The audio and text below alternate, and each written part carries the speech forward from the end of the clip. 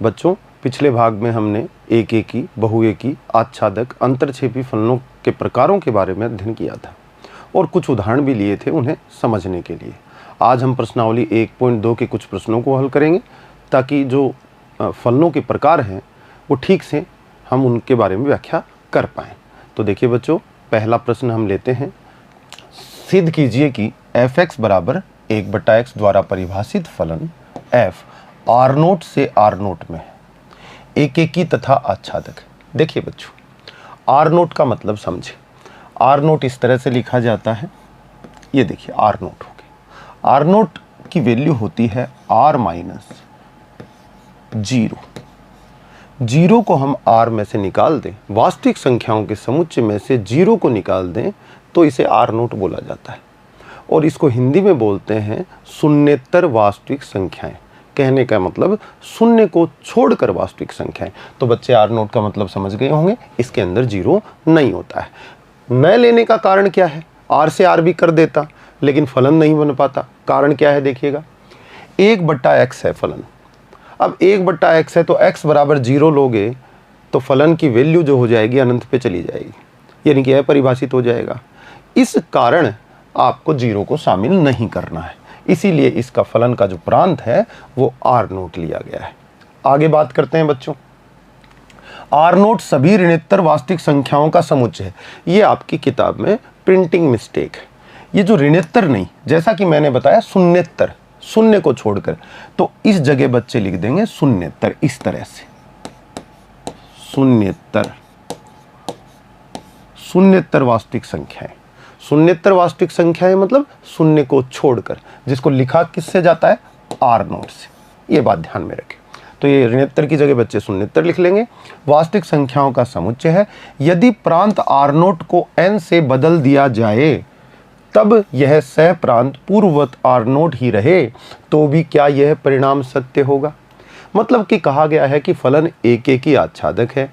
एक एकी आच्छादक सिद्ध करना है, हम सिद्ध कर देंगे। उसके बाद हमें यह बताना है कि अगर प्रांत को r0 की जगह अगर प्राकृत संख्याओं का समुच्चय n ले लिया जाए तब भी क्या ये बात इसी तरह से रहेगी बच्चों।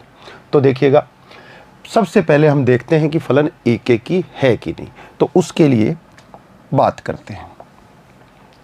जैसा कि आपका फलन सॉल्यूशन में सबसे पहले फलन लिखा जाता है बच्चों, फलन f(x) = 1/x, ये आपका फलन है, ठीक है। और फलन को परिभाषित किया गया है r0 से r0 में। ये दो चीज़ें आपको पता होनी चाहिए।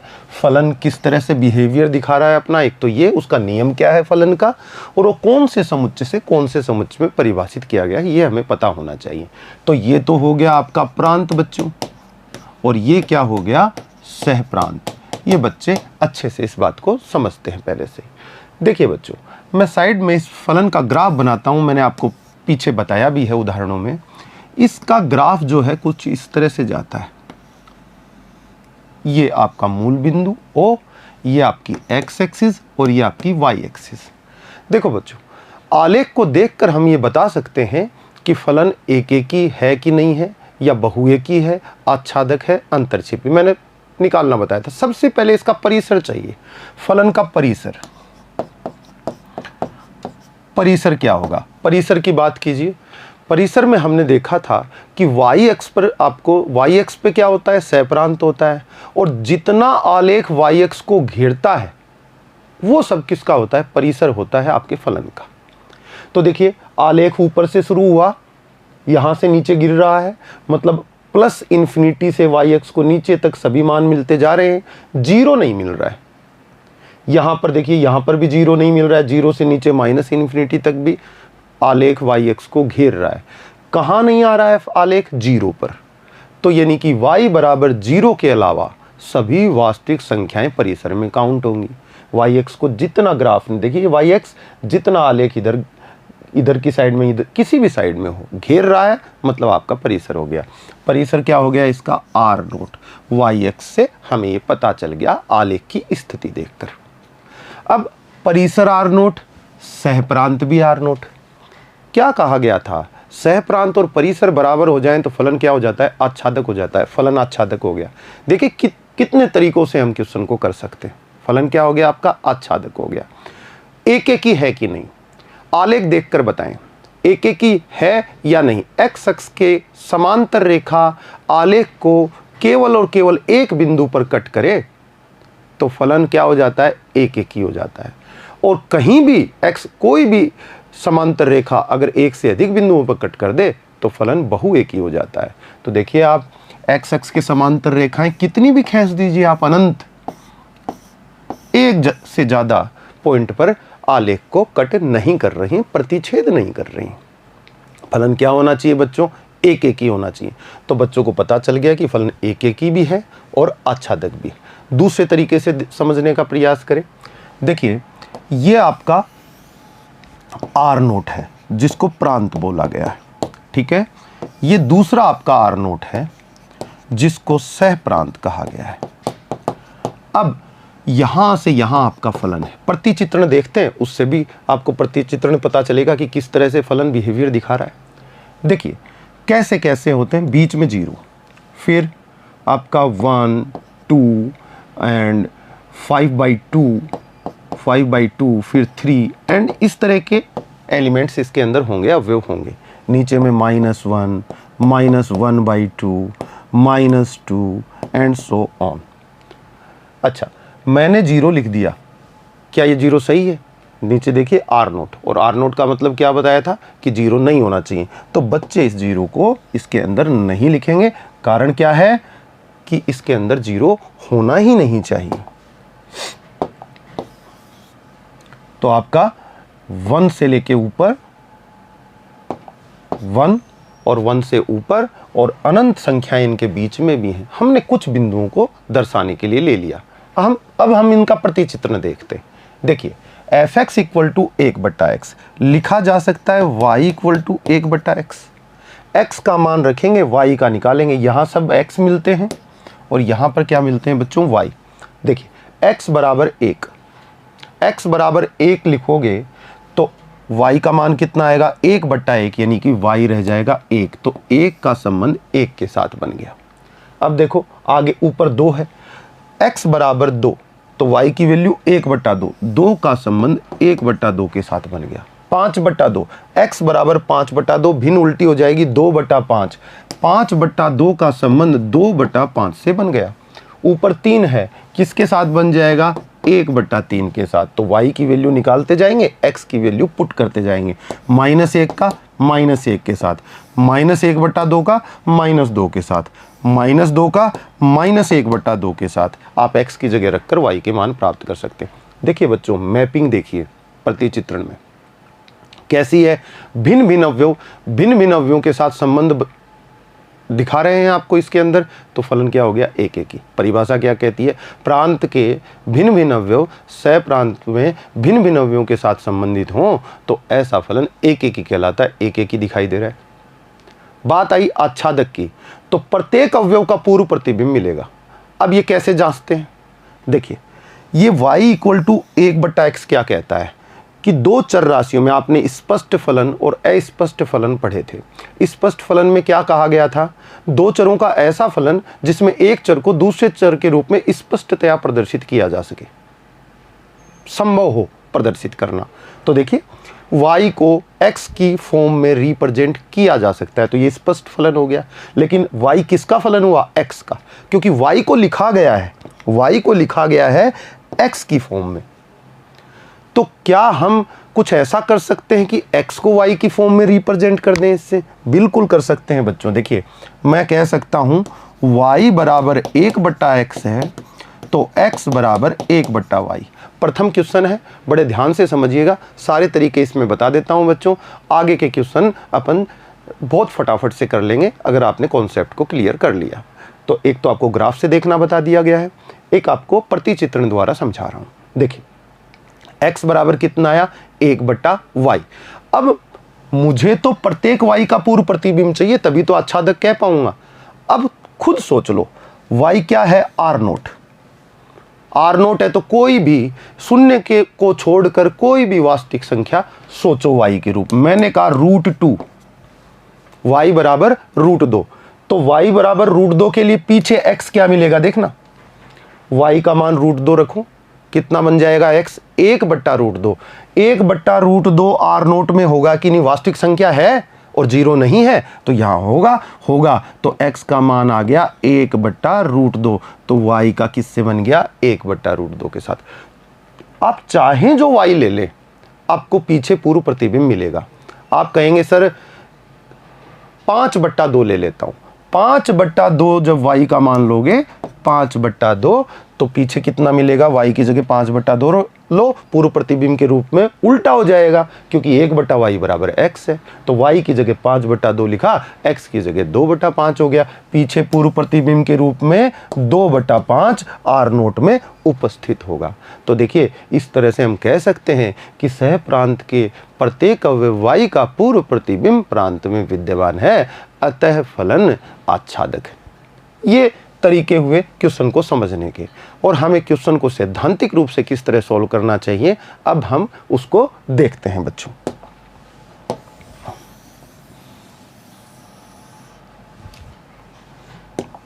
देखिए सबसे पहले एक के लिए परिभाषा से चलेंगे। माना परिभाषा क्या थी, fx1 बराबर क्या हो fx2, ये मानकर चलेंगे। किसके लिए, ये सारे अवयवों के लिए x1, x2, जितने भी x1 x2 किसके अंदर हो आर नोट में, यानी प्रांत में, बिलोंग्स टू आर नोट। इन सब के लिए अगर x1 और x2 का प्रतिबिंब बराबर हो और x1 और x2 भी बराबर आ जाए तो फलन एक ही हो जाएगा। तो चेक करते हैं आएगा कि नहीं आएगा। fx1 नियम देखिए, x दोगे फलन को तो 1/x बना देगा, तो x1 देते यहां पर तो 1/x1 बना देगा। आप कहेंगे 1/x1 बराबर 1/x2। क्रॉस मल्टीप्लिकेशन, x2 1 से इधर मल्टीप्लाई किया, x1 को 1 से इधर मल्टीप्लाई किया, x1 = x2। देखिए आप क्या लेकर चले थे, fx1 = fx2, मतलब x1 और x2 दो बिंदुओं के प्रतिबिंब बराबर लेकर चले थे, और मिला क्या, दोनों बिंदु, दोनों अवयव आपके बराबर आ गए। तो आपने कह दिया इंप्लाइज दैट फलन कौन सा, f क्या है, एक ही, और ये बराबर नहीं आते तो हम कह देते बहुएकी है, जैसा आगे क्वेश्चनों में आप सीखेंगे, उदाहरणों में आपको बताया था। तो ये तो एक ही बताने का तरीका। दूसरा आच्छादक,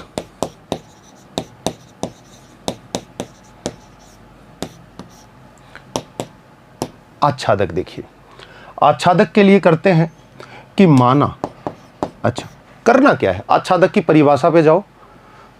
सह प्रांत के प्रत्येक अवयव y का पूर्व प्रतिबिंब x के रूप में प्रांत में विद्यमान हो जाए, हर अवयव का पीछे में पूर्व प्रतिबिंब हो, कहां, प्रांत में, तो फलन क्या हो जाता है, आच्छादक। तो y महत्वपूर्ण आ रहा है यहाँ पे। तो माना y बराबर fx, यानी हमें खोजना क्या है, हमें खोजना क्या है, हमें सह प्रांत में जो y अवयव है उसके लिए पीछे में क्या चाहिए, x, और ये प्रत्येक y के लिए चाहिए। यहाँ पर भी r नोट है और यहाँ पे भी r नोट है और यहाँ से यहाँ एक फलन है। तो प्रत्येक y के लिए पूर्व प्रतिबिंब की आवश्यकता है। अगर मिल जाता है प्रांत में तो हम कह देंगे आच्छादक है। परिभाषा से चल रहे हैं, y बराबर fx। fx का मान कितना है, 1/x, बच्चों ने लिख दिया y बराबर 1/x। अच्छा, अब ये y बराबर 1/x काम क्या करता है, x के मान पुट करते हैं, y के निकालते हैं। क्यों, क्योंकि इसमें x स्वतंत्र चर है और y परतंत्र, क्योंकि y के जो मान है x पे डिपेंड कर रहे हैं, तो x के मान रखेंगे, y के निकालेंगे, ऐसा ही होता है फलन में।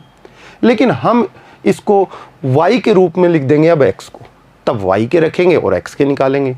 सह प्रांत का प्रत्येक अवयव क्या होता है, y, तो y के प्रत्येक मान के लिए हमें खोजना है x, तो हम इस फलन को उल्टे तरीके से लिख देंगे। कैसे, x के रूप के फलन को y के रूप में रिप्रेजेंट कर देंगे। इंप्लाइज दैट x = 1/y हो जाना चाहिए कि नहीं, हो जाएगा।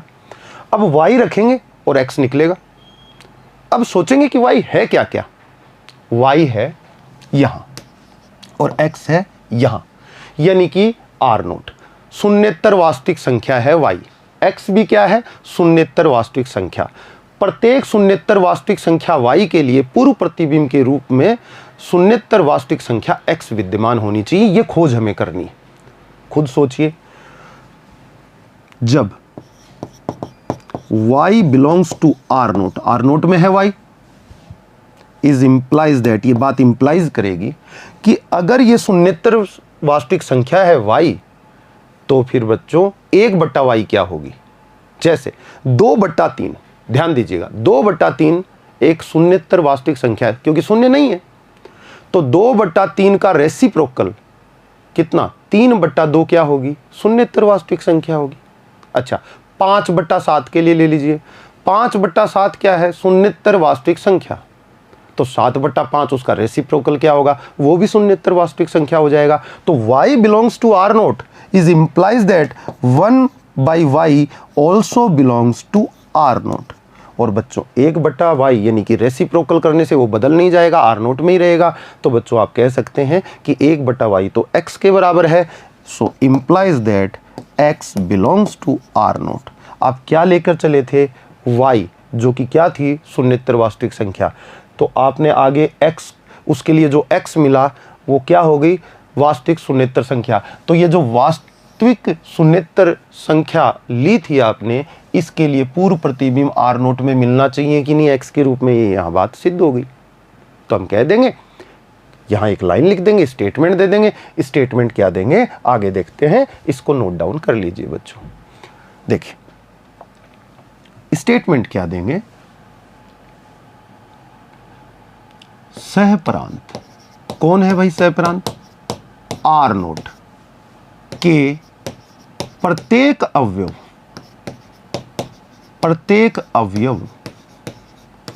y belongs to R naught के लिए क्या चाहिए? पूर्व प्रतिबिंब चाहिए। कहां चाहिए? प्रांत में चाहिए। पूर्व प्रतिबिंब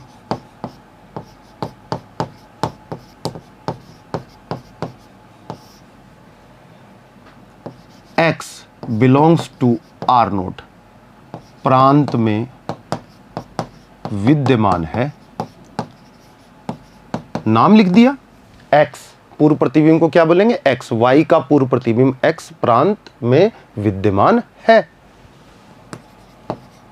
अतः फलन एकेकी एवं आच्छादक है। आच्छादक है। एकेकी क्यों है? पहले ही सिद्ध कर चुके। आच्छादक इस स्टेटमेंट ने कर दिया, तो फलन क्या हो गया? एकेकी भी हो गया और आच्छादक भी हो गया। ये आपने प्रूव कर दिया, तो सिद्ध हो गया। अब बात आगे की करते हैं कि अगर प्रांत को प्राकृत संख्या से बदल दिया जाए तो क्या होगा। देखिए समझिए इस बात को।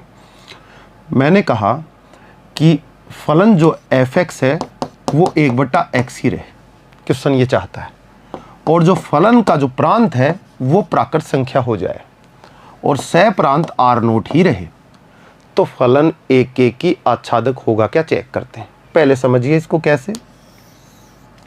प्राकृत संख्या आर नोट, ये सहप्रांत, यहां से यहां फलन परिभाषित कर रहा हूं। चलिए प्राकृत संख्या होंगी 1, 2, 3, 4, 5, 6 एंड सो ऑन। और आपकी जो आर नोट हैं उसके अंदर संख्याएं कैसी? बहुत सारी संख्याएं होंगी, जैसे कि जो भी वास्तविक संख्या √2 भी होगी, 1.2, इतनी सारी संख्याओं को लिखने की जरूरत नहीं है, जो काम आएगी वो लिख लेंगे। fx = 1/x का मतलब हुआ y बराबर 1/x। हुआ कि नहीं हुआ? x का मान रखेंगे, x ये रे, y यहां पर मिलेंगे। तो देखो x बराबर 1 तो y बराबर 1, 1 का 1 के साथ बन गया। x बराबर 2 तो y बराबर, x की जगह 2 रखा, y बराबर 1/2, तो 2 का 1/2 के साथ, 3 का 1/3 के साथ, 4 का 1/4 के साथ बन गया। इस तरह के संबंध मिलते जाएंगे। फलन एकेकी तो दिखाई दे रहा है, भिन्न भिन्न अवयवों के भिन्न भिन्न प्रतिबिंब दिखाई दे रहे हैं, तो फलन एकेकी तो है, एकेकी में कोई दिक्कत नहीं है, एकेकी है। अब बात कर लेते हैं क्या फलन आच्छादक भी है। तो मैं आपको बता दूं, आर नोट में सारी वास्तविक संख्याएं आएंगी 0 को छोड़कर, तो कौन कौन होगा? क्या यहां पर -1 नहीं मिलेगा? क्या यहां पर -2 नहीं मिलेगा? बिल्कुल मिलेगा। -1 का पूर्व प्रतिबिंब क्या आएगा? पूर्व प्रतिबिंब कैसे निकाला जाता है? y के लिए x, तो फलन को चेंज कर देते हैं। किस तरह से? x बराबर 1/y, यानी x को y की फॉर्म में लिख दिया। अब जांच कर लेंगे, y बराबर जब मैं -1 लेता हूं तो x कितना बन जाता है? -1, पूर्व प्रतिबिंब नहीं होगा। और उदाहरण ले लो, -3। y बराबर जब मैं -3 लेता हूं तो x कितना आएगा? देखना, x बराबर 1/-3 बराबर -1/3 है। -1/3 यहां मिलेगा क्या? ये तो प्राकृत संख्या है, -1/3 प्राकृत संख्या थोड़ी होती है। तो आप क्या कहेंगे? इनके पूर्व प्रतिबिंब नहीं मिलेंगे, ऋणात्मक संख्याओं के। ऋणात्मक संख्याएं क्यों बच्चों? धनात्मक संख्याएं भी ऐसे होंगी जिनके पूर्व प्रतिबिंब नहीं मिलेंगे। मैं आपको बता देता हूं, यहां पर 2 तो रहेगी। क्यों? वास्तविक संख्या है 2। 2 का पूर्व प्रतिबिंब यहां रहेगा क्या? नहीं रहेगा। क्यों? y बराबर जब 2 लोगे तो x का मान 1/2 आएगा। 1/2 तो इसके अंदर है ही नहीं, 1/2 तो नहीं है इसमें। तो आप कहेंगे 2 का पूर्व प्रतिबिंब भी नहीं है। एक उदाहरण देके बता देंगे कि फलन आच्छादक नहीं है। तो यहां पर स्टेटमेंट में बोल रहा हूं, क्या लिखेंगे कि अगर ऐसा होगा तो फलन एकेकी तो होगा परंतु आच्छादक नहीं होगा। कारण क्या देंगे? सह प्रांत के एक अवयव 2 का पूर्व प्रतिबिंब 1/2 है जो नेचुरल नंबर में नहीं है। आच्छादक न होने का कारण बता देते हैं। सह प्रांत के अवयव 2 का पूर्व प्रतिबिंब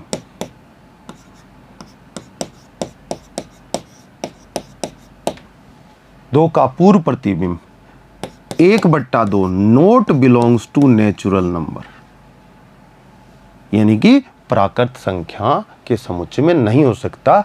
अतः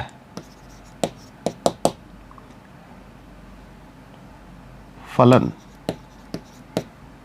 आच्छादक नहीं होगा, नहीं होगा। ये स्टेटमेंट दे देंगे। देखो, सह प्रांत का एक अवयव ढूंढा अपन ने 2, उसका पूर्व प्रतिबिंब कितना बन रहा है? 1/2, जो किस में नहीं मिलेगा? प्रांत में नहीं मिलेगा। तो ये इतनी सी बात लिख दी कि पूर्व प्रतिबिंब 1/2 not belongs to natural number. लिखना चाहें तो यहाँ प्रांत भी लिख सकते हैं कि पूर्व प्रतिबिंब 1/2 प्रांत में उपस्थित नहीं है। एक ही बात है, इस तरह से बोल दो या ये कह के बोल दो कि 1/2 प्रांत में नहीं, इसलिए फलन आच्छादक नहीं है। और जो फलन आच्छादक नहीं होता वो क्या हो जाता है बच्चों? अंतरछेपी। तो इसका प्रांत बदलने से फलन क्या हो गया? आपका अंतरछेपी हो गया, आच्छादक नहीं रहा, जबकि पहले क्या था?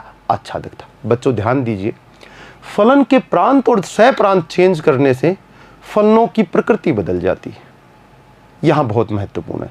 अगला जो सेकंड क्वेश्चन हम देखने जा रहे हैं उसमें प्रांत और सह प्रांत बदलने से क्या होता है फलनों में, यही चीज हम देखने वाले हैं। तो इस तरह से इस क्वेश्चन का स्टेटमेंट दे देंगे आप। एक ही तो है परंतु आच्छादक नहीं है, जब प्रांत को प्रतिस्थापित कर दिया जाता है किससे? नेचुरल नंबर से, n से। नेक्स्ट क्वेश्चन देखिएगा, f(x) बराबर x² द्वारा प्रदत्त फलन natural number to natural number, ये फलन क्या है इसके बारे में बताना है कि एकेकी है या आच्छादी है, आच्छादक है। आच्छादक को क्या बोलते हैं आप? सरजेक्टिव। और एकेकी को क्या बोलते हैं? इंजेक्टिव। ठीक है, इंजेक्टिव बोल दो या 1-1 बोल दो, एक ही बात है। सरजेक्टिव बोल दो या ऑन टू बोल दो, एक ही बात है। ठीक है, अब बात करते हैं, तो जरा इसका प्रतिचित्रण देख लेते हैं, फिर ग्राफ भी देख लेंगे इसका। आगे चलकर अपन इन बातों पे गौर करते हैं। देखिए, ये नेचुरल नंबर है और ये भी नेचुरल नंबर है। ये नेचुरल नंबर जो है वो प्रांत कहलाएगा और ये जो है ये सह प्रांत कहलाएगा। सह प्रांत है आपका 1, 2, 3, 4, 5 एंड सो ऑन। एक का प्रतिबिंब क्या बनेगा? f(x) = x²। It means y = x²। f(x) को y लिख दिया, ये आपका फलन है। x का मान रखेंगे, y का निकालेंगे, प्रतिबिंब बनाएंगे। x बराबर 1 तो y बराबर 1, 1 का संबंध 1 के साथ बन गया। किस के अंतर्गत? फलन f के अंतर्गत जो दिया गया है। 2 का x बराबर 2 तो 2 का स्क्वायर कितना हो जाएगा? 4, 2 का संबंध किसके साथ बनेगा 4, बीच में 2 अवयव छूट गए 2 और 3, ये भी तो प्राकृत संख्या है। आगे चलते हैं, 3 का संबंध किसके साथ बनेगा 9 से, क्यों 3 का स्क्वायर कितना होता है 9, तो y की वैल्यू, यहाँ पर x रहते हैं यहाँ पर y रहते हैं, ठीक। बीच में बहुत सारी संख्याएं छूट गई, कौन कौन, देखो 5 6 7 8। बच्चों ये जो संख्याएं छूटती जा रही हैं इनके पूर्व प्रतिबिंब मिलेंगे क्या, नहीं मिलेंगे। फलन आच्छादक कैसे हो सकता है, आच्छादक की परिभाषा क्या है, सह प्रांत के प्रत्येक अवयव का पूर्व प्रतिबिंब प्रांत में विद्यमान होना चाहिए। नहीं, उदाहरण दे देंगे एक, आच्छादक नहीं है तो अगला पूछेगा उदाहरण दो। उदाहरण आपके पास क्या है 2 का पूर्व प्रतिबिंब √2 बनेगा जो कि सह प्रांत में नहीं है। √2 क्यों बनेगा, देखो यहाँ पर y बराबर एक्स स्क्वायर, तो x बराबर √y लिखा जाएगा कि नहीं, प्लस माइनस आता है लेकिन यहाँ पर नहीं लगाएंगे क्योंकि नेचुरल नंबर में बात हो रही है, नेचुरल नंबर से नेचुरल नंबर, तो माइनस की संख्याएं तो होती ही नहीं है, तो यहाँ पर सीधा लिख देंगे x बराबर √y। हाँ वास्तविक संख्या होती तो बाहर प्लस माइनस लगता, ये छोटी छोटी बातें ध्यान में रखें क्योंकि अपने पास क्या है नेचुरल नंबर, नेचुरल नंबर धनात्मक संख्याएं हैं तो प्लस माइनस बाहर लगाने की जरूरत कहाँ है, सिर्फ प्लस का ही साइन आएगा, ठीक है। और अगर ये R2R होता, वास्तविक संख्याएं होती अपने पास, तो अपन इसको क्या लिखते, प्लस माइनस √y, ये भी ध्यान रखें। चलिए y का मान 2 रखो, पूर्व प्रतिबिंब x निकल कर आएगा कितना √2, क्या √2 है प्रांत में, नहीं है, तो बताओ 2 का पूर्व प्रतिबिंब नहीं मिलेगा। अच्छा देखें 9 का पूर्व प्रतिबिंब कितना है 3, यहां से मिल जाएगा, y बराबर 9 रखिए, √9 कितना बनेगा आपका 3, तो बताइए x बराबर 3, 9 का पूर्व प्रतिबिंब 3 दिखाई दे रहा है आपको। y बराबर 4 ले लीजिए, y बराबर 4 लेंगे तो x का मान कितना आएगा √4, √4 का मतलब कितना होता है 2, तो बताइए 4 का पूर्व प्रतिबिंब 2 उपस्थित है। तो यहां से सब क्लियर हो जाता है, बस आपको करना होता है कि y x का फलन दिखाई दे रहा है, आपको x को y की फॉर्म में रिप्रेजेंट कर देना है। पहले y को x की फॉर्म में फलन में रिप्रेजेंट किया जा रहा था, उल्टा करने से पता चल जाता है। किस तरह से करते हैं, x की वैल्यू निकाल लीजिए फलन में से और y के मान रखते जाइए, पूर्व प्रतिबिंब x निकालते जाइए। कोई अवयव y ऐसा मिल जाए कि पूर्व प्रतिबिंब न मिले तो कह दीजिए फलन आच्छादक नहीं है, क्योंकि आपको तो एक ही y ऐसा चाहिए जिसका कम से कम एक बिंदु ऐसा हो जिसका पूर्व प्रतिबिंब प्रांत में विद्यमान न हो, तो फलन क्या हो जाता है, अंतरछेपी हो जाता है, आच्छादक नहीं रहता। तो कम से कम एक बिंदु ही तो ढूंढना है, एक अवयव ही तो ढूंढना है सह प्रांत में जिसका पूर्व प्रतिबिंब न हो। इस तरह से आप ढूंढ सकते हैं। अच्छा y बराबर 5 ले लीजिए, तो y बराबर 5, तो x का मान कितना है √5, क्या √5 मिलेगा यहाँ पर, नहीं मिलेगा। आप क्या कहेंगे, y बराबर 5 का पूर्व प्रतिबिंब प्रांत में विद्यमान नहीं है, इसलिए फलन क्या है, अंतरछेपी है, आच्छादक नहीं है। ये कई तरीकों से आप इस बात को कह सकते हैं। देखिए बच्चों, 1 का 1, 2 का 4, क्या 2 किसी और से जुड़ेगा, नहीं जुड़ेगा। 3 किसी और से संबंध बना पाएगा, 9 के अलावा नहीं बना पाएगा। तो क्या हो रहा है, प्रांत के भिन्न भिन्न अवयव सह प्रांत के भिन्न भिन्न अवयव से संबंध बना रहे हैं, इसलिए फलन एक एक ही हो गया। तो फलन एक एक ही तो है परंतु आच्छादक नहीं है। ये बात इस ग्राफ से आपको समझ में आ गई होगी। लिखने का तरीका मैं आपको बता देता हूं, देखिए कैसे लिखेंगे इस क्वेश्चन को। फर्स्ट पॉइंट डालेंगे, फंक्शन का नाम क्या है, f(x) = x², परिभाषित कहाँ है, natural number to natural number. बच्चों ने कहा एक एक के बारे में बात कर लेते हैं, तो एक एक की डेफिनेशन से चलेंगे। फलन एक एक ही था तो अपनी परिभाषा है उसको फुलफिल करा देते हैं। माना f(x1) बराबर f(x2), परिभाषा यही है कि x1 x2 दो अवयवों के प्रतिबिंब बराबर हों और x1 x2 बराबर आ जाएं तो फलन को एक एक ही कह देंगे परिभाषा से। जहां for all x1, x2 belongs to प्रांत, प्रांत का मतलब नेचुरल नंबर, x यहां होंगे और y यहां होंगे, ठीक है। आगे इंप्लाइज दैट f(x1) फलन का बिहेवियर देखिए, x दिया क्या बना दिया बच्चों, x² बना दिया। x1 दोगे क्या बनाएगा, x1 का स्क्वायर बना देगा, बच्चे लिखेंगे x1²।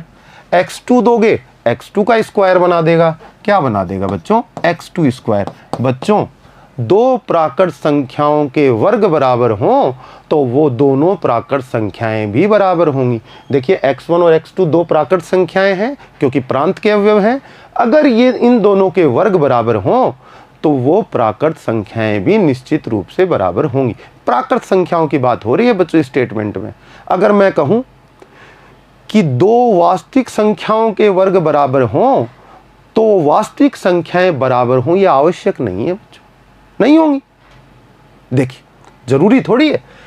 -2 एक वास्तविक संख्या है x1, ठीक है, इसका स्क्वायर x1 स्क्वायर हो गया, और 2 भी एक वास्तविक संख्या है, इसको x2 बोल दिया तो x2 का स्क्वायर तो 2 का स्क्वायर। बताइए -2 का वर्ग और 2 का वर्ग बराबर है, तो -2 के बराबर है क्या 2? नहीं है।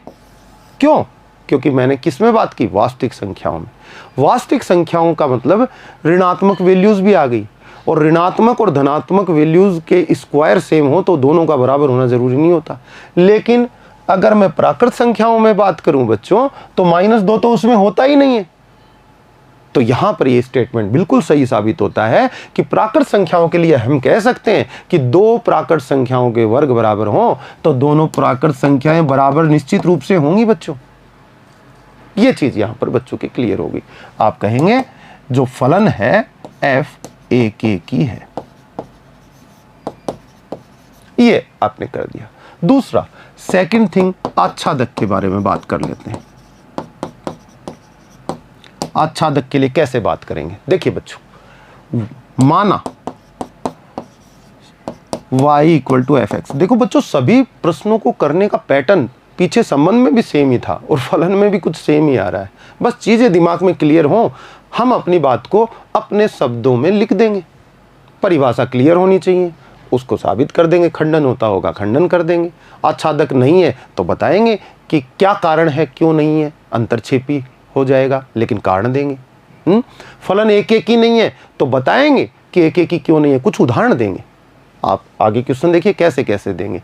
y = fx implies that y = x²। y = fx तो fx की वैल्यू कितनी है? x²। अब आप देखेंगे कि y को x के रूप में दिखाया गया है, प्रदर्शित किया गया है, ठीक है। तो परतंत्र चर कौन है? y, और स्वतंत्र चर कौन है? x। अब मैं कुछ इस तरह से करना चाहता हूं कि x को y की फॉर्म में लिख दूं तो x बराबर हो जाएगा ना बच्चों √y। अभी थोड़ी देर पहले बताया था कि प्लस माइनस लगाने की जरूरत नहीं है। क्यों? क्योंकि क्या है अपने पास? Natural number. इनमें माइनस की संख्याएं तो है ही नहीं, तो कहां से क्यों लगाएंगे? ठीक। अब बात करते हैं कि y बराबर, अब हम कह रहे हैं कि आच्छादक नहीं है। थोड़ी देर पहले देखा था, पीछे देखो। क्यों? क्योंकि 5 का पूर्व प्रतिबिंब √5 बनेगा जो प्रांत में नहीं है। 6 का पूर्व प्रतिबिंब √6 बनेगा जो प्रांत में नहीं। एक उदाहरण दे दो। 2 का क्या बनेगा? पीछे आपका √2 बनेगा जो कि प्रांत में नहीं है। तो आप कहेंगे y बराबर 2 सहप्रांत का अवयव है कि नहीं? बताओ सहप्रांत क्या है? ये रहा। तो नेचुरल नंबर में 2 होना चाहिए। तो y बराबर 2 सहप्रांत का एक अवयव है जिसका पूर्व प्रतिबिंब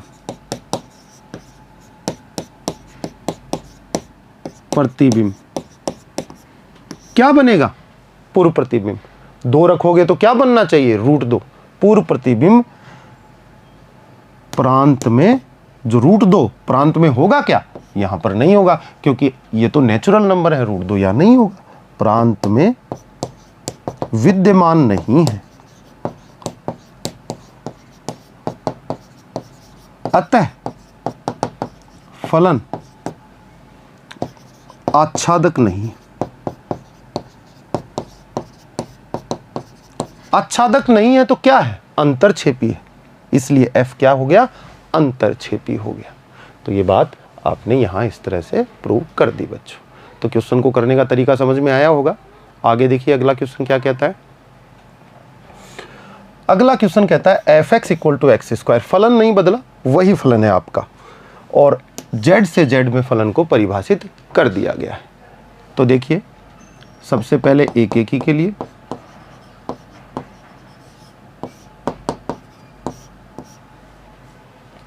कैसे? वैसे तो अगर हम प्रतिचित्रण देखेंगे तो साफ साफ दिखेगा, लेकिन अब सैद्धांतिक रूप से आ जाते हैं। थोड़ा समझिए आप चीज़ें सैद्धांतिक रूप से कैसे सिद्ध कर सकते हैं। माना एक के लिए क्या मानना है, fx1 बराबर क्या है, fx2, और फॉर ऑल x1 x2 जितने भी हैं किसमें, प्रांत में, प्रांत कौन है, z, बिलोंग्स टू z। आगे लिखते हैं fx1, fx का मतलब x स्क्वायर, तो fx1 का मतलब x1 का स्क्वायर बराबर x2 का स्क्वायर। बताओ बच्चों, क्या x1 बराबर x2 होगा? जरूरी है? नहीं, ऋणात्मक संख्याएं आ गई। z क्या होता है, z का मतलब बच्चों क्या होता है, देखिए यहां पर देखिएगा, z का मतलब होता है माइनस अनंत से -3, -2, -1, 0, 1, 2 एंड सो ऑन, ये होता है z। तो ऋणात्मक संख्याएं भी हैं। तो यहां मैं कह रहा हूं कि दो अवयव हैं प्रांत में जिनके वर्ग बराबर हैं x1 और x2। तो क्या x1 और x2 बराबर हों, ये जरूरी है? नहीं है। कैसे? अभी आपको पीछे उदाहरण दिया था, x1 बराबर मान लिया -2 और x2 बराबर मान लिया आपने 2, तो -2 का वर्ग 2 के बराबर तो होगा, परंतु -2 2 के बराबर नहीं हो पाएगा। ये उदाहरण दे देंगे तो आप कहेंगे कि x1 बराबर नहीं है x2। इस स्थिति को क्लियर कर देंगे। कैसे? कि माना x1 बराबर 2 और x2 बराबर -2, तब क्या दिखाई देगा आपको, देखिएगा। आप कहेंगे 2 का स्क्वायर -2 के स्क्वायर के बराबर होगा, और इससे इंप्लाइज होगा कि 2 बराबर नहीं है -2 के। ये लीजिए, आपने सिद्ध कर दिया कि आपने दो अवयव ले लिए, 2 और -2 x1 x2 की जगह। दोनों के वर्ग बराबर है, जैसे कि x1 square equal to x2 square, लेकिन वो दोनों बराबर नहीं है। आपने इसीलिए कह दिया x1 बराबर नहीं है x2। प्रतिबिंब बराबर हो और अवयव बराबर न हो तो किसकी परिभाषा हो गई, बहुएकी की। तो बच्चे कहेंगे अतः फलन f बहुएकी। समझा भी देते हैं, देखिए फलन कैसा।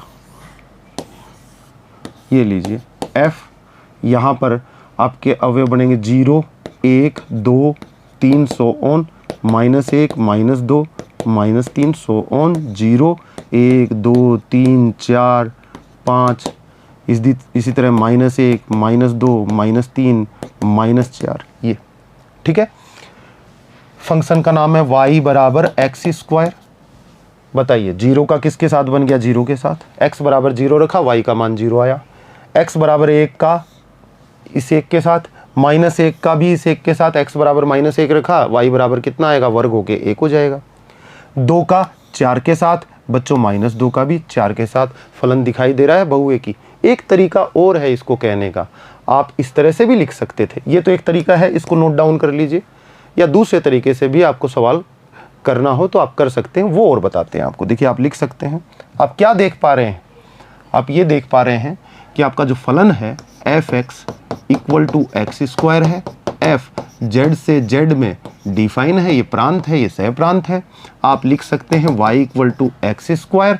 आप कहेंगे कि फंक्शन में मैं -2 रखूं तो -2 का प्रतिबिंब -2 का स्क्वायर बराबर क्या हो जाता है आपका 4, और f 2 का प्रतिबिंब 2 का वर्ग कितना हो जाता है 4। आप कहेंगे प्रांत के दो भिन्न भिन्न अवयवों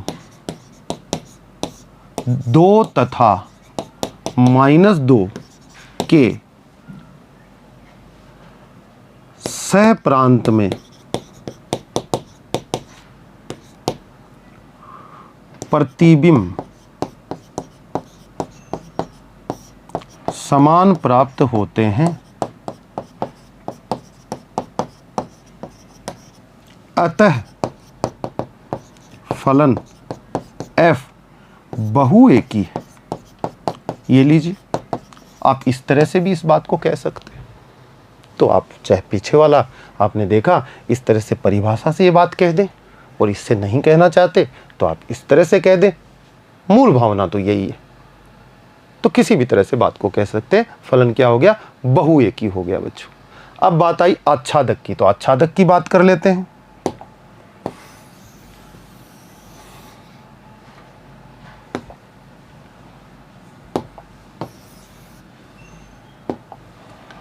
आच्छादक के लिए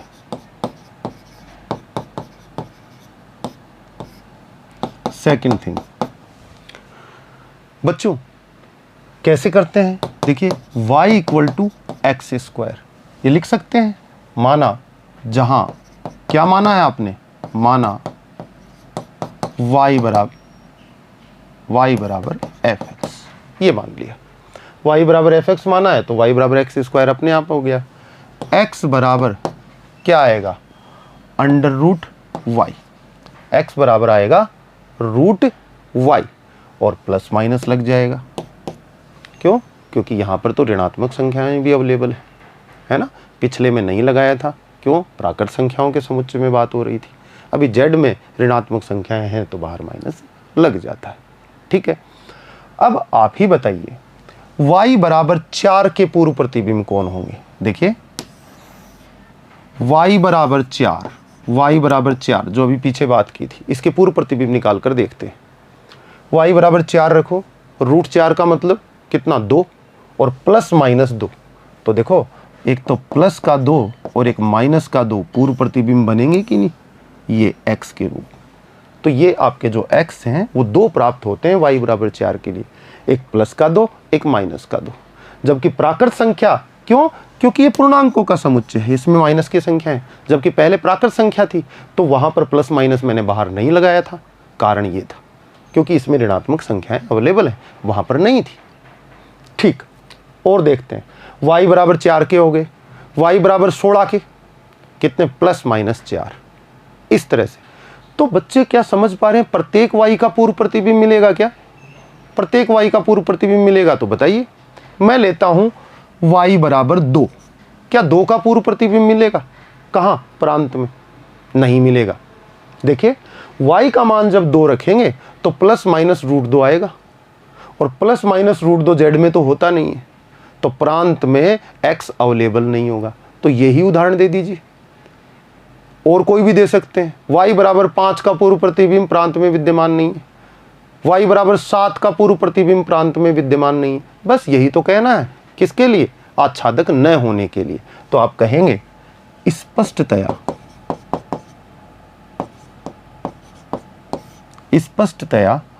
y बराबर 2 सह प्रांत का अवयव है, सह प्रांत z का अवयव है,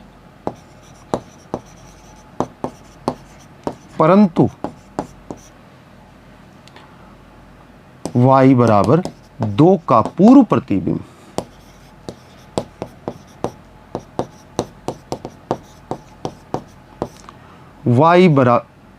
y बराबर 2 का पूर्व प्रतिबिंब किसमें? प्रांत z में विद्यमान नहीं है। यही तो करना था बच्चों को। एक अवयव ऐसा सह प्रांत में देखना था जिसका पूर्व प्रतिबिंब प्रांत में न मिल सके, तो आप कह देंगे फलन आच्छादक नहीं है। क्या है? अंतरछेपी है। अतः फलन f आच्छादक नहीं है,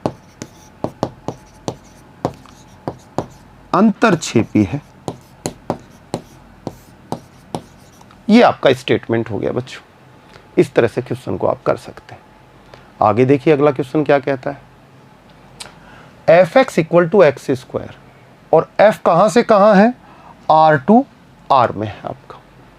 ठीक है, अभी देखते हैं क्या होता है इसमें। माना सबसे पहले एक एक के लिए फर्स्ट पॉइंट, माना fx1 बराबर fx2 सैद्धांतिक रूप से। दूसरा fx1 का मतलब x1 square equal to x2 square. अब तो आपने काफ़ी टाइम कर लिया है। आप कहेंगे x1 बराबर नहीं है x2, एग्जाम्पल देंगे। क्या कि वही दे दीजिए, -2 का स्क्वायर इक्वल टू 2 स्क्वायर, दोनों का स्क्वायर बराबर है और इंप्लाइज होता है -2 बराबर नहीं है 2 के। ये लो एग्जाम्पल दे दिया। अतः फलन बहुएकी है, एक एक ही नहीं है। एक एक ही नहीं है तो क्या है? बहुएकी। इस तरह से आप लिख सकते हैं। दूसरा तरीका भी बताया था आपको। आप क्या करेंगे, f-2 का प्रतिबिंब निकाल दीजिए, -2 का होल स्क्वायर बराबर 4, और f2 का प्रतिबिंब निकाल के बता दीजिए 2 स्क्वायर बराबर 4, और स्टेटमेंट दे दीजिए कि प्रांत के दो भिन्न भिन्न अवयव -2 तथा 2 के प्रतिबिंब सह प्रांत में समान है, अतः फलन क्या नहीं है? एक एक ही नहीं है। तो फिर क्या है? बहुएकी। इस तरह से आप कह सकते, या इस तरीके से, जो आपको उचित लगता है उस तरीके से कहते हैं। आच्छादक के लिए देखिए, सेकंड पॉइंट आता है बच्चों का आच्छादक।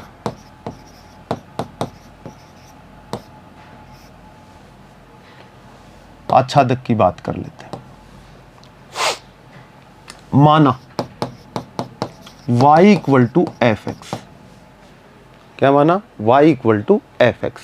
It means y equal to F X का मतलब क्या था? X square. x को y की फॉर्म में रिप्रेजेंट करिए, x इक्वल टू ±√y। बताइए, क्या प्रत्येक अवयव का पूर्व प्रतिबिंब विद्यमान होगा? नहीं होगा। क्यों?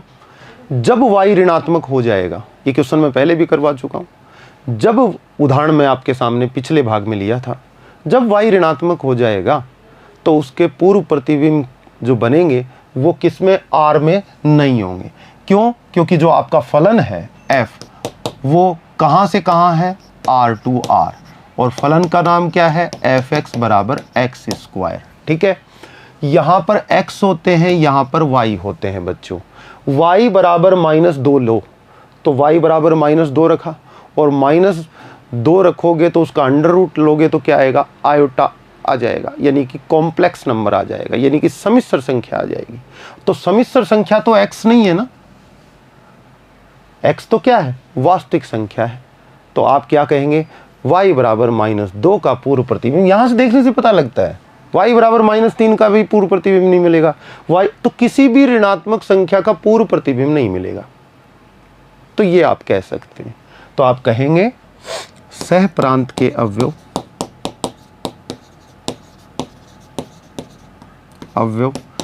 y बराबर -2 का पूर्व प्रतिबिंब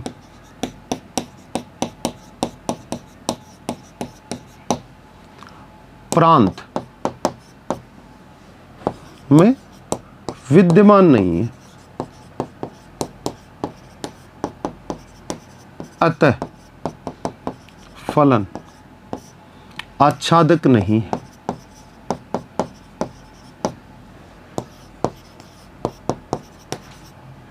आच्छादक नहीं है तो क्या है? अंतरछेपी है। ये बात बच्चों के सामने आ गई। तो इस तरह से क्वेश्चन को आप कर सकते हैं। देखिए, अगर इसके ग्राफ की बात करें बच्चों, तो जो ग्राफ होता है R टू R में हो तो ग्राफ बना सकते हैं, इजी गोइंग ये होता है। ठीक है, आपने देखा फलन बहुएकी था, तो आलेख से भी बता सकते हैं। x अक्ष के समांतर रेखा, ये O, ये y अक्ष, x अक्ष के समांतर रेखा एक से अधिक बिंदु पर काट दे आलेख को कहीं भी, तो फलन क्या कहलाता है? बहुएकी। यहां आलेख से बता देंगे। दूसरी बात, परिसर निकाल सकते हैं। परिसर कितना होगा फलन का? कितना होगा? 0 से अनंत। ये लीजिए, ये परिसर आ गया। सह प्रांत आपके सामने है R, परिसर आया ये, बराबर नहीं है, कह दोगे फलन आच्छादक नहीं है, अंतरछेपी। देखो बच्चों, कितनी विधियों से हम किसी भी क्वेश्चन के बारे में समझ सकते हैं और कह सकते हैं। तो ये सारी चीजें बच्चों को ध्यान से समझनी है बच्चों। अगला क्वेश्चन लेते हैं, देखिए क्या कहता है। f(x) इक्वल टू x³ और प्राकृत संख्या से प्राकृत संख्या में फलन को बताया है। तो एक एक के लिए सबसे पहले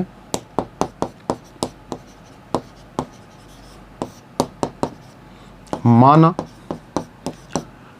fx1 equal to fx2 is implies that x1 cube equal to x2 cube।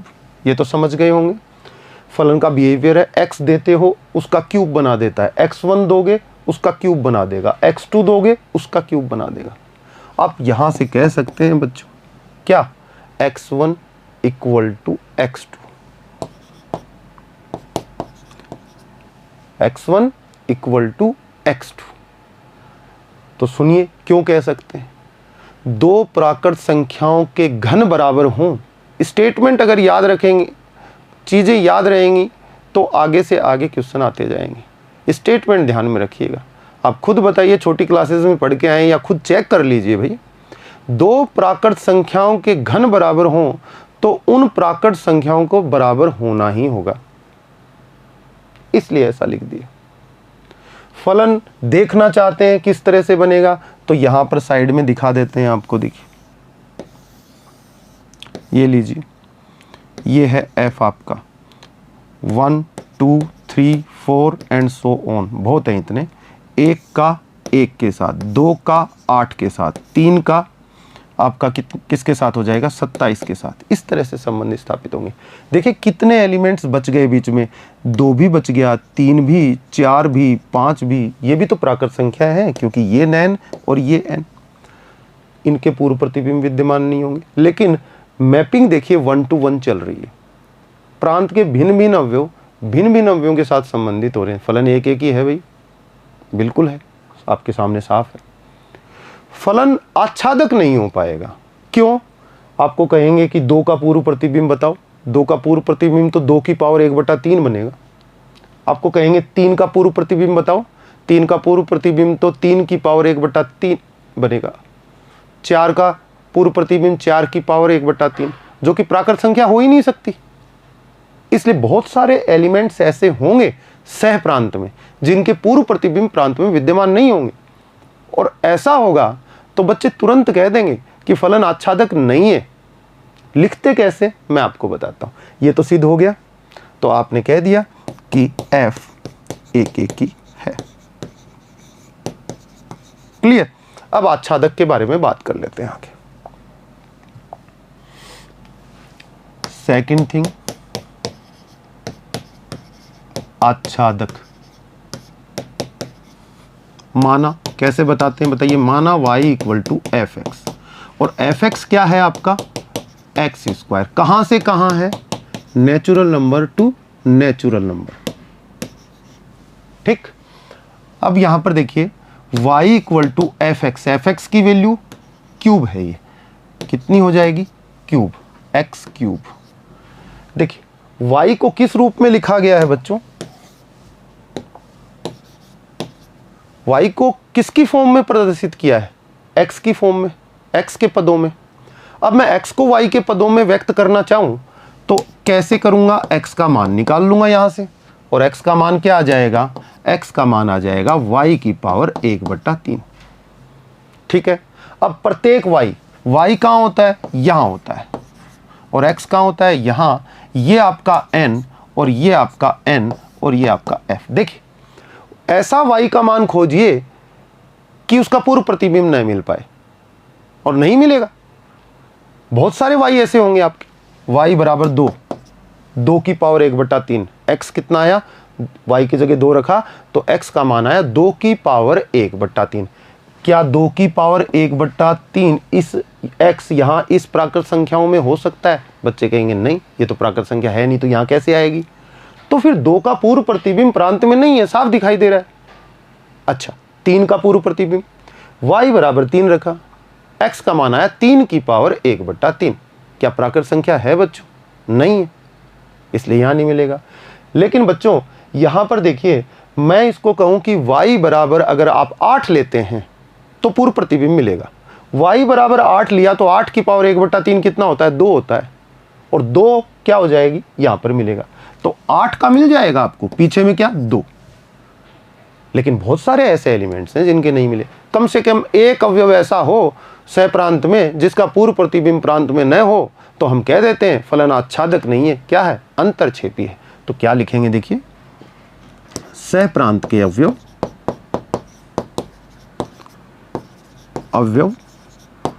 y बराबर कितना ले रहा हूं मैं, 2 का पूर्व प्रतिबिंब कितना बनेगा, 2 की पावर 1/3 होना चाहिए, जो कि प्रांत n में नहीं है। अतः फलन क्या होगा, आच्छादक नहीं होगा। आच्छादक नहीं होगा तो क्या होगा, अंतरछेपी होगा।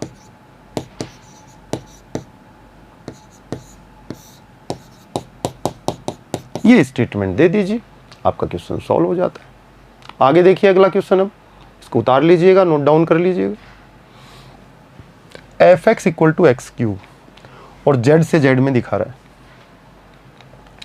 एक एक की एक्स क्यूब का फलन सदैव एक एक ही आता है, चाहे प्रांत हो कुछ भी हो।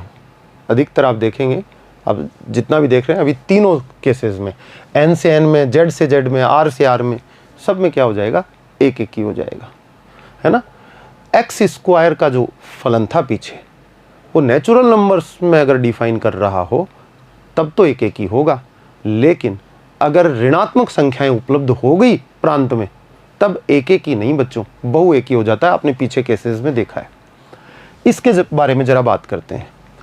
आप फर्स्ट ले लीजिए इसका, एक एक ही के बारे में बात करते हैं। माना fx1 बराबर fx2 implies that x1 cube equal to x2 cube for all x1, x2 belongs to प्रांत। प्रांत मतलब z। ये जरूर लिखिए यहां पे। दो पूर्णांकों का घन बराबर हो तो पूर्णांक बराबर होते हैं। क्यों, माइनस की संख्याओं के जो घनमूल निकलते हैं वो क्या होते हैं, आपके ऋणात्मक भी होते हैं। मतलब कि ऋणात्मक का क्यूब होगा वो ऋणात्मक बनेगा और धनात्मक का क्यूब होगा वो धनात्मक। जैसे -2 का क्यूब -8 बनेगा और 2 का क्यूब क्या बनेगा, 8 बनेगा। तो इसका मतलब क्या हुआ यहाँ से, लेकिन स्क्वायर में कुछ दूसरी बात थी। एक ऋणात्मक और एक धनात्मक, 2 और -2 के जो वर्ग थे वो बराबर बन जा रहे थे। इसमें ऐसा नहीं है। तो आप यहाँ कह देंगे कि x1 क्या हो जाएगा बच्चों, बराबर हो जाएगा x2। क्यों, क्योंकि x1 बराबर -2 लेके देख लो और x2 बराबर 2 लेके देख लो तो इनके ये क्यूब बराबर हो ही नहीं सकते, दोनों को समान लेना पड़ेगा। ये -2 होगा तो ये भी -2 होना चाहिए, तभी बराबर हो पाएंगे घन। अगर x1 2 है तो x2 को भी 2 होना पड़ेगा। तो इसका मतलब क्या होगा, x1 बराबर x2 होना ही होगा। तब हम कह देंगे कि f क्या है, एक एक ही। यहां से पता चला, खुद देख लीजिए। यहां पर चेक भी कर लेते हैं, इसको चेक करना बहुत ही आसान होता है। z और यहां से क्या f। यहां पर आपने z लिया तो 0 होगा। 0 का किससे बनेगा, देखिए y equal to X cube. क्या लिखा जाता है, y equal to X cube. ये फलन है, x का मान 0, यहां पर x ले ले रहे हैं, यहां पे y। x बराबर 0 तो y का मान 0, तो 0 का 0 के साथ बन गया। 1 का किसके साथ बनेगा, x बराबर 1 तो y का मान भी कितना आएगा, 1। x बराबर 2 तो y बराबर कितना हो जाएगा, आपका 8 हो जाएगा। ठीक है, -1 लोगे तो अब 1 से नहीं जुड़ेगा, -1। x बराबर -1 तो -1 का क्यूब कितना बनेगा, -1 से बनाएगा। -2 -8 से बनाएगा। यही तो कहना चाह रहा था मैं आपको यहाँ पर कि भिन्न भिन्न अवयवों के भिन्न भिन्न प्रतिबिंब बनते हुए दिखाई देंगे। यही तो होता है एक एक ही फलन, इसलिए फलन क्या है, एक एक ही।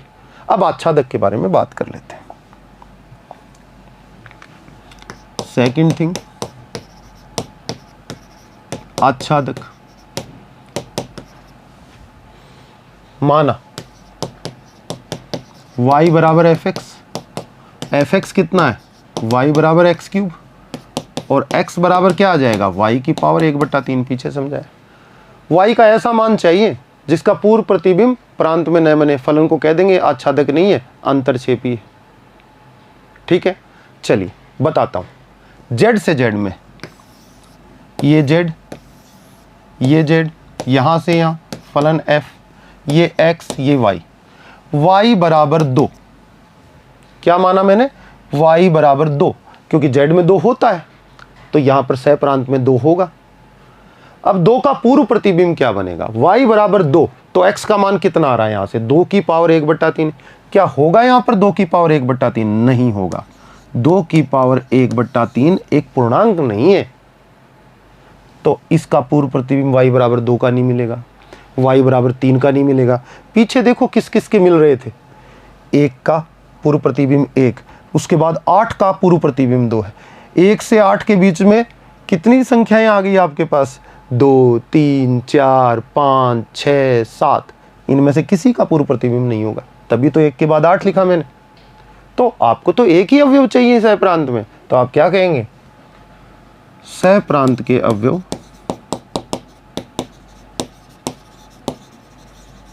y बराबर 2 का पूर्व प्रतिबिंब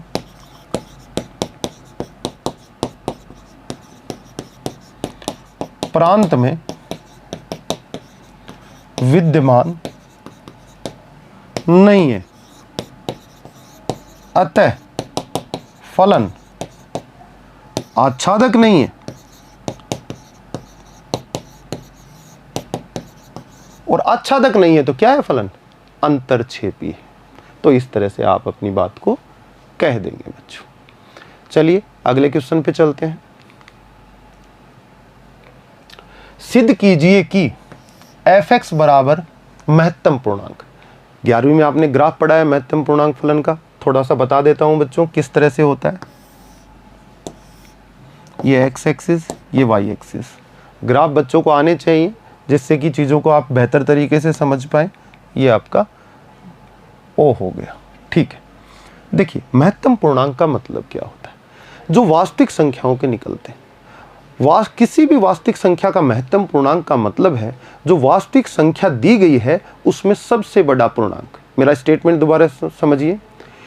किसी भी वास्तविक संख्या के महत्तम पूर्णांक से अर्थ है कि जो वास्तविक संख्या दी गई है उसके अंदर सबसे बड़ा पूर्णांक कौन है।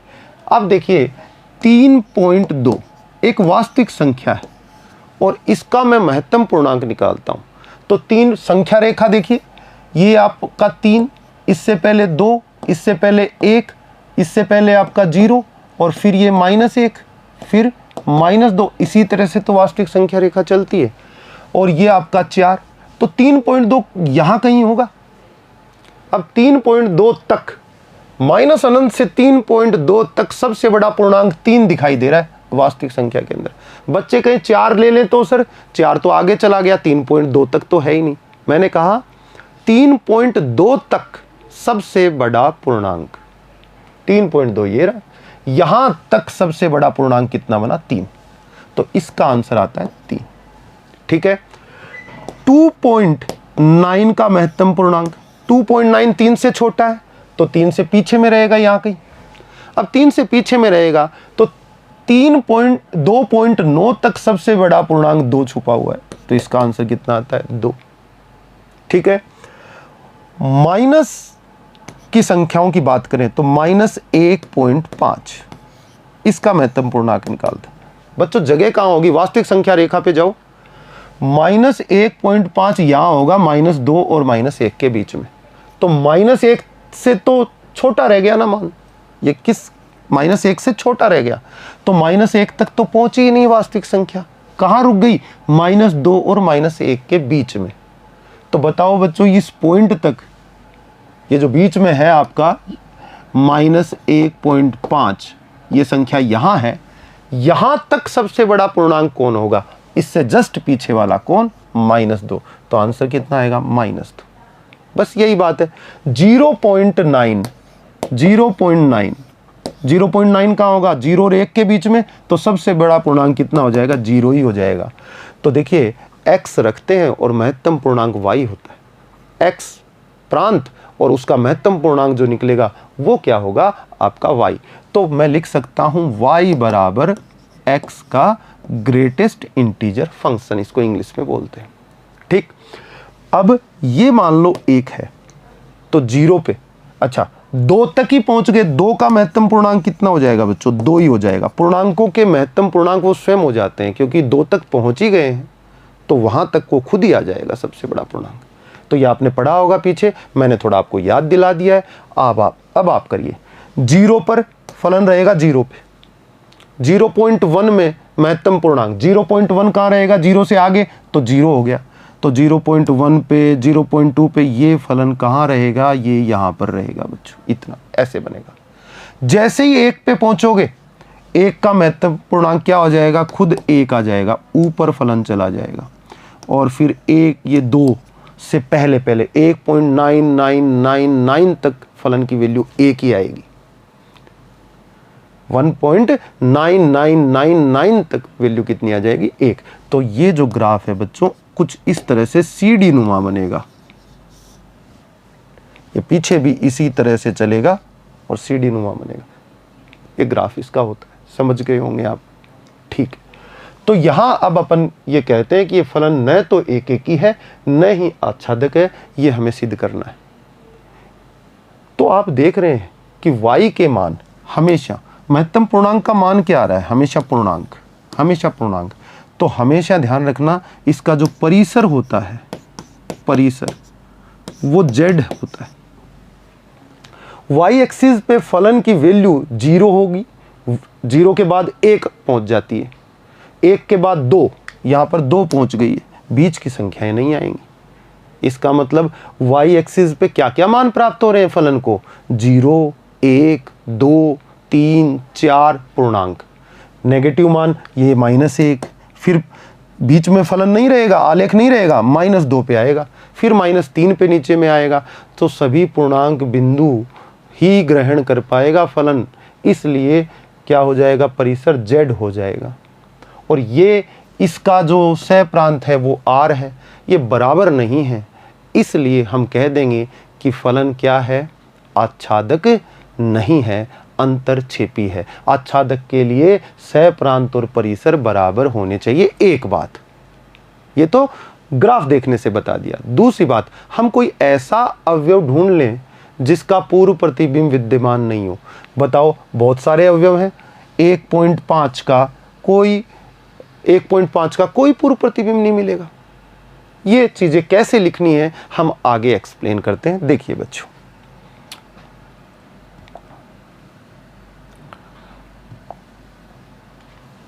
सबसे पहले एक एकी के लिए बात करते हैं, एक एकी है कि नहीं है।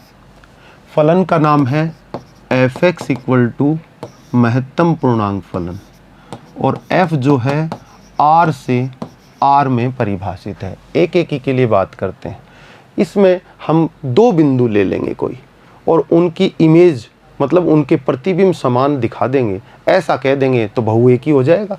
भाई प्रांत में 2 बिंदु मिल जाएं जो जाके इस तरह से किसी एक बिंदु से मिल जाएंगे, तो हम कह देंगे ना कि प्रांत के 2 भिन्न भिन्न अवयवों के प्रतिबिंब सह प्रांत में समान है। किसकी डेफिनेशन है? बहुएकी की।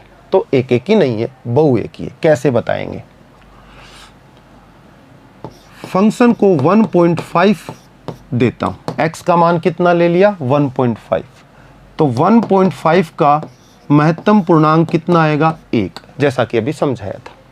अच्छा, फंक्शन को 1.6 दे देता हूं, अलग बिंदु हो गया और अलग बिंदु है, तो 1.6 का महत्तम पूर्णांक कितना आ जाएगा? 1।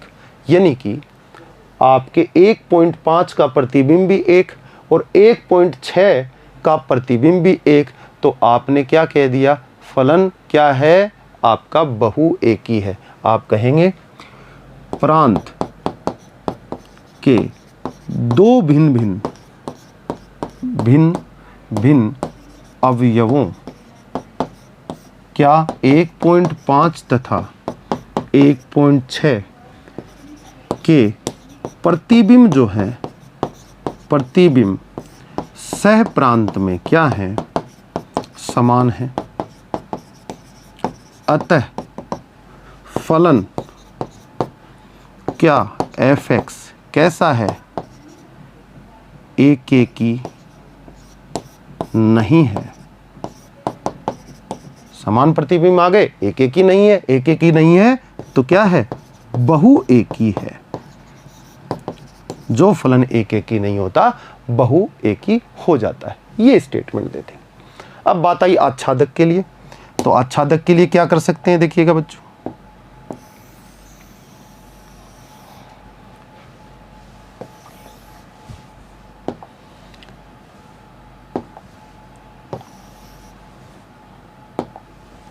सेकंड पॉइंट, आच्छादक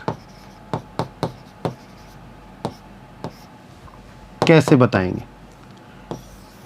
ये आपका R, ये आपका R, यहां से यहां फलन fx परिभाषित किया गया है। बताओ बच्चों, आपने 1.1 का महत्तम पूर्णांक लिया, x की वैल्यू है, कितना आएगा 1।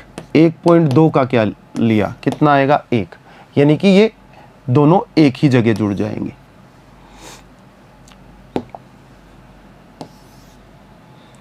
आपका 1 रह जाएगा। क्या आ गया, दोनों का क्या आ गया, 1 आ गया। अच्छा, 2.2 का कितना आएगा 2, 3.1 का कितना आएगा 3। तो आप देख रहे हैं बच्चों, यहां पर जो संबंध बन रहे हैं सिर्फ किससे बन रहे हैं, पूर्णांकों से। तभी तो मैंने कहा परिसर क्या आएगा, पूर्णांक, क्योंकि जो वैल्यू आएगी हमेशा एक पूर्णांक आएगी। तो यहां पर क्या 1.5 उपस्थित नहीं है, बिल्कुल है। 1.5 का पूर्व प्रतिबिंब कोई मिलेगा क्या, नहीं। तो सह प्रांत के अवयव जो कि पूर्णांक नहीं है उनके पूर्व प्रतिबिंब विद्यमान नहीं होंगे। मेरा स्टेटमेंट सुनना, सह प्रांत में वे अवयव जो पूर्णांक नहीं है उन अवयवों के पूर्व प्रतिबिंब प्रांत में विद्यमान नहीं होंगे, इसलिए फलन आच्छादक नहीं है, अंतरछेपी है। आपको तो कम से कम एक एलिमेंट चाहिए, आपके पास तो बहुत सारे एलिमेंट पड़े हुए हैं, 1.5, 1.6, 2.7, 1/2 जो भी हैं, उन सब के पूर्व प्रतिबिंब आपको पीछे में नहीं मिलेंगे प्रांत में। तो इस बात को अपन कह देते हैं। कैसे कहेंगे, इसको मैं हटा देता हूं, लिखने का तरीका बच्चों को बता देता हूं।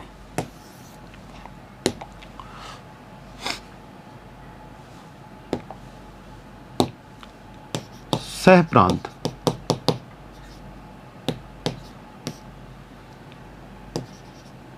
के वे अवयव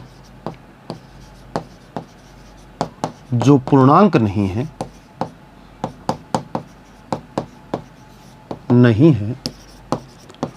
उनके पूर्व प्रतिबिंब प्रांत में विद्यमान नहीं है।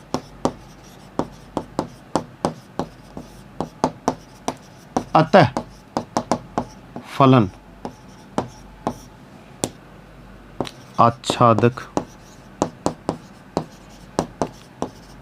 नहीं है। ये स्टेटमेंट होगी। अच्छा, दूसरे तरीके से सेकंड मेथड देखो, सह प्रांत और परिसर।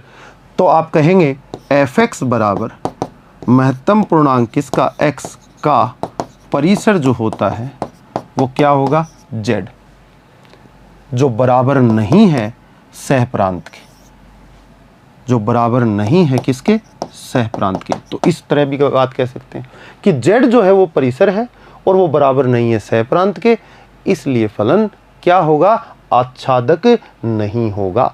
आच्छादक नहीं होगा मतलब क्या होगा, अंतरछेपी होगा। आप इस तरह से भी कह सकते हैं, इस तरह से भी कह सकते हैं। ठीक है बच्चों, अगला क्वेश्चन देखिएगा। अगला क्वेश्चन कहता है fx = mod x द्वारा प्रदत्त मापांक फलन बोला जाता है। बच्चे जानते हैं, इसका ग्राफ भी जानते हैं। देखिए ये v शेप में आता है, ये 0, ये x, ये y दिखाई दे रहा होगा। फलन क्या है आपका, बहुएकी है। क्यों, x अक्ष के समांतर रेखा आलेख को एक से अधिक बिंदुओं पे काटेंगे, फलन क्या हो जाएगा, एक ही नहीं होगा, बहुएकी होगा। परिसर देखिए, मापांक हमेशा धनात्मक मान प्रदर्शित करता है, देता है। तो बताइए परिसर y अक्ष को कितना आलेख घेर रहा है, 0 और 0 से ऊपर, तो परिसर कितना हो गया इसका, परिसर जो हो गया 0 से इन्फिनिटी तक हो गया। इतना ही तो परिसर रहा। y अक्ष के जो मान आलेख ग्रहण करता है परिसर कहलाते हैं। अब देखिए परिसर इतना है, सह प्रांत आपको कितना दिया गया है, r दिया गया है। आप क्या कहेंगे, सह प्रांत बराबर नहीं है परिसर के, तो क्या हो गया, फलन आच्छादक नहीं हुआ, अंतरछेपी हो गया। अब इन बातों को कहेंगे कैसे, दूसरे तरीके से ही बता देते हैं। देखिए एक एक के लिए, एक एक के लिए प्रांत के दो बिंदु खोजूं और उनके प्रतिबिंब क्या हो जाए, समान हो जाए। तो देखिए मैं कहूं f के अंदर एक तो मैंने ले लिया -2, तो -2 का जब मैं मापांक निकालूंगा तो आंसर कितना आएगा बच्चों का 2। तो -2 का प्रतिबिंब कितना हो गया 2। अब कोई दूसरा बिंदु बता दीजिए 2, तो 2 का मापांक लोगे तो कितना आएगा 2। तो आप क्या कहेंगे, प्रांत के दो भिन्न भिन्न अवयवों, कौन कौन है वो, -2 तथा 2 सह प्रांत में समान प्रतिबिंब रखते हैं, अतः फलन क्या है आपका, बहुएकी है, एक एकी नहीं है, बहुएकी है। इस तरह से कहते हैं। अच्छा, दूसरी बात, आच्छादक के लिए क्या करें, ये तो एक एक ही बता दिया आपने। आच्छादक के लिए आप कहेंगे कि -2 का पूर्व प्रतिबिंब नहीं मिलेगा। बनाना चाहे तो बना के देख लें, आप इस तरह से बना सकते हैं। आगे ले लेते हैं एक और स्लाइड। आच्छादक के लिए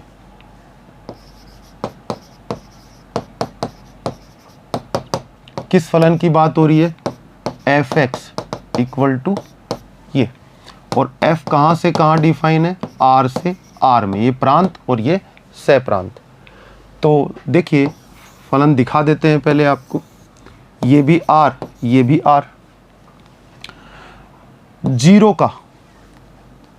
का लेंगे तो y की वैल्यू, y बराबर क्या है, mod x। 0 का मोड लेंगे तो 0 ही आ जाएगी y।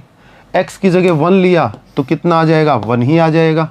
-1 लिया तो क्या आ जाएगा 1। 2 लिया तो कितना आ जाएगा 2। 3 लिया तो कितना आ जाएगा आपका 3 आ जाएगा। और -3 लिया आपने, -3 लिया तो -3 का 3, ये तो आ जाएंगे। तो आप देख रहे हैं कि हमेशा जो फलन की जो वैल्यू आ रही है, प्रतिबिंब बन रहे हैं, वो धनात्मक बन रहे हैं। क्या ऋणात्मक मापांक कभी ऋणात्मक मान नहीं देता, लेकिन r में तो ऋणात्मक संख्याएं भी हैं, -3, -2, -1। क्या इनके पूर्व प्रतिबिंब प्रांत में विद्यमान हो सकते हैं बच्चों, नहीं हो सकते, क्योंकि जिसका भी मापांक लोगे धनात्मक राशि आएगी, तो धनात्मक राशियों से ही संबंध बन पाएंगे। जो यहाँ पर ऋणात्मक राशियाँ रखी हैं उनके पूर्व प्रतिबिंब विद्यमान नहीं होंगे। इसमें से किसी भी एक अवयव को उठा लो और कह दो कि इसके पूर्व प्रतिबिंब यहाँ पर नहीं है, और हम कह देंगे कि फलन आच्छादक भी नहीं है, क्या है, अंतरछेपी। -2 ले लो, -3 ले लो, कोई भी उदाहरण दे दो, तो आप क्या कहेंगे यहाँ पर, सह प्रांत के अवयव y बराबर -3 का पूर्व प्रतिबिंब